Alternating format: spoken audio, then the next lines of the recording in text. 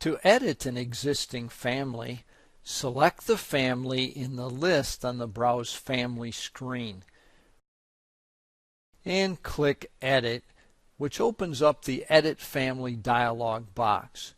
If I click the three dots at the end of the name field, a new box appears. Remember that the primary person is the person that pays the bill. Let's assume that Grandpa Virtueson decides he wants to pay for his grandchildren's education. Since Grandpa Virtueson is not listed as a person in the program, we need to add him. To do that, I click Add New Person at the bottom of the screen, which opens the Add Person dialog box. I'd go ahead and add all of the personal information here for Grandpa Virtueson, his contact information. Click on the Address tab to add an address for him, his home address or a work address, whichever I chose, and fill in that information and click Save. I'm going to go ahead and cancel both of these screens because we'll come back to this in just a minute. I click the pencil at the end of a name field if I want to edit the personal information for that individual. I've selected my secondary person, Mrs. Virtueson, and you can see that all of her personal information is here. I could correct anything that needed to be corrected, add a birthday if I chose, her citizenship, and some contact information. Let me go ahead and add a cell number for her. And then I'm also going to make an address change. I click on the Address tab. You'll notice her home address is already here. If I click on the three dots, the Edit Address box appears where I can make changes to her address. I'm going to go ahead and cancel that and add a new address for Mrs. Virtueson. I click on New Address, click in the field that appears, and you can see I can select various types of addresses. I'm going to give her a work address. I click on the three dots in the Address field, which opens the Edit Address box, and I'm going to send her to work at 123 Main Street, state being Texas, and the postal code 77777, and click Save, which adds that as an address for Mrs. Virtueson. Let me go ahead and save that information. In the bottom half of the Edit Family dialog box, we can make changes to the student.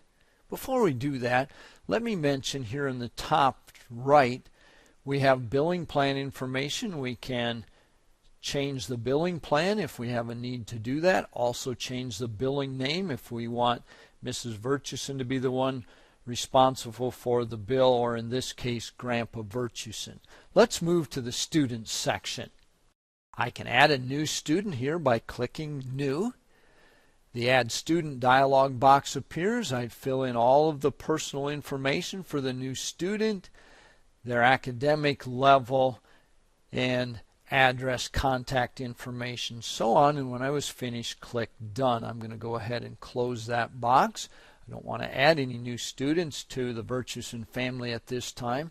But I do need to edit some information here. When I entered these students into the family menu, I did make some mistakes. So let me go ahead and select A.C. and click Edit. And I noticed when I entered this that his birthday was wrong. I have his birthday on the 7th when it's actually the 17th. I'll click on the arrow, select that date. I'm going to go ahead and save that information.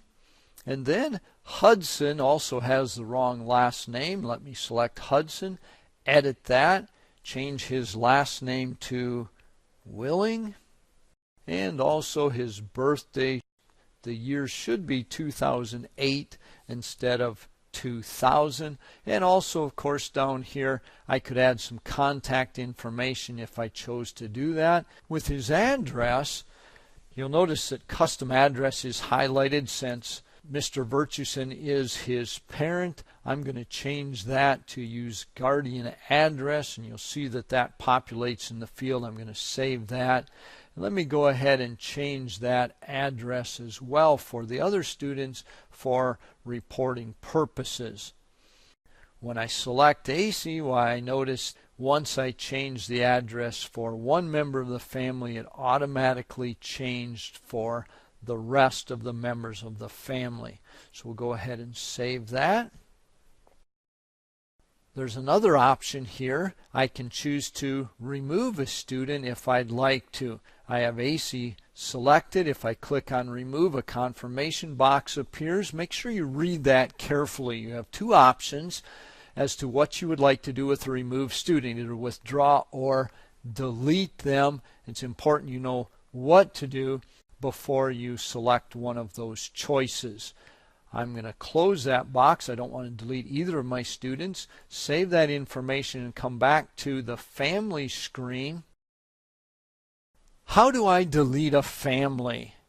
If you want to delete a family here in the Browse Family screen, you would select Delete after you highlight the family. Once again, a confirmation box appears. If you choose to delete a family, all student or children information, academic information, and billing history will all be deleted from the program. So make certain you want to delete that family before you click on that button.